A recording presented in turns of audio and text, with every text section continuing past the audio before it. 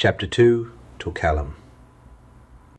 Before grief carved out a hollow in his chest, Callum Donnelly was a suit-and-tie kind of man. Practical, predictable, the type who never missed a payment, saved every warranty, and found comfort in receipts and routines. He wasn't born here, Glenmuir, that is. He came to Canada from Ireland at 25, after the death of both of his parents, following his older brother who'd taken a job in construction. The plan had been temporary: see the country, work a bit, maybe head home. But 2 years passed. His brother returned to Dublin, and Callum stayed. Something about Glenmuir, this little lakeside town with its historic main street, sleepy festivals, and handwritten punch cards at the cafe, settled him. He liked how people waved from porches, how neighbours shovelled each other's sidewalks, how nobody needed to ask why someone might want to disappear into a quieter version of themselves. But it was also Joanna. He met her when he was 27, Joanna. She was working the front desk at the Glenmuir Golf Resort, all sun-kissed cheeks and quick wit, with this way of making small-town life sound like a dream she'd always been chasing. She told him she loved it here, the stillness, the pace, the way people waved from their porches like it meant something. She said she loved him, too, and for a while he believed they both meant it. They used to lie under the stars on his old tartan blanket, tucked just off the trail behind the old inn, talked about building a life together, kids, Sunday morning pancakes, maybe a dog with a dumb name like Pickles or Moose. Their plans were stitched into the sky, whispered to constellations they couldn't name but swore they'd learn one day. Callum thought she was his everything, until he wasn't hers. Maybe it was restlessness. Maybe she was chasing a version of herself she couldn't quite catch. All he knew is one day she was looking at him like he was the future, and the next, she was looking past him like he'd become part of the furniture. It was here, this town, this lake, this hill, that they rushed into everything, a whirlwind romance, a wedding before the summer ended, and a pregnancy that came even faster.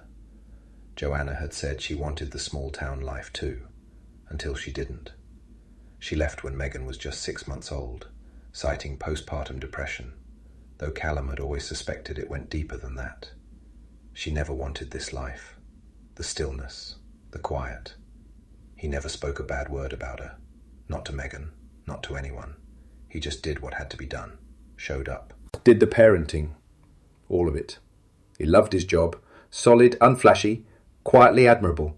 After years of head-down work and earned trust, Callum Donnelly had climbed the ranks at Glenmuir's local accounting firm until he became the guy everyone called when things got messy. Dependable, sharp, the calm in any storm. Somewhere along the way, though, the town gave him a new title, the Bachelor to Watch. It wasn't just the rugged good looks or the low simmering charm tucked behind that quiet smile, or the accent that made people lean in without meaning to. It was the way he carried himself, easy, humble, unknowingly magnetic. The way he made people feel seen, the way he lit up around his daughter like she was the centre of the damn universe. But Callum wasn't interested, not in whispers, not in casual flings, not even in the idea of falling in love again. Megan was his focus. She'd already lost one parent. He wouldn't risk shaking the stability he'd fought to build, wouldn't confuse her world with revolving door girlfriends or half-hearted maybes. He'd made a promise, and he lived it every day. So while Glenmuir gossiped and women lingered longer than necessary at the grocery store or town bake sale, Callum stayed in his lane, rooted, present, protective. Because being Megan's dad wasn't just a title, it was the job that mattered most. He built a life, quiet, honest, enough. Then came the accident, the kind that stops time, that makes doctors whisper, that leaves you holding your breath for days on end, bargaining with a God you're not even sure you believe in. They talked about brain activity, about letting go, about quality of life, deficits and impossible decisions. Her bed was made, perfectly. The duvet smoothed flat, the corners tucked in with a care. Her pillows were stacked just so, slippers lined up at the foot of the bed like they were waiting for her to come home and step right back into the life she'd quietly walked away from.